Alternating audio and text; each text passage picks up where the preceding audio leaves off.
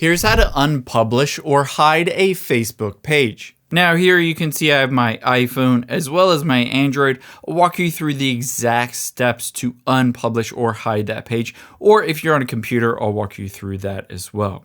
The first thing we need to do is get to managing as your page. So you can see at the bottom right on my iPhone and Android is the menu button. However, if you see three lines at the top left, tap on those, or if you're on a computer, tap on your profile at the top right. Now, after we've done that, let's get to managing as the page by tapping the drop down arrow next to your name. And then tap on your page, in my case, Trevor's Treats here. Now that we're managing as that page, we need to get to the settings. So again, tap on the menu button at the bottom right, or it might be the three lines at the top left, or on a computer at the top right.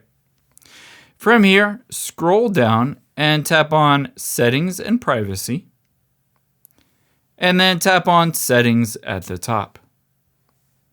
After you're in the settings for the page, scroll down until you get to Permissions.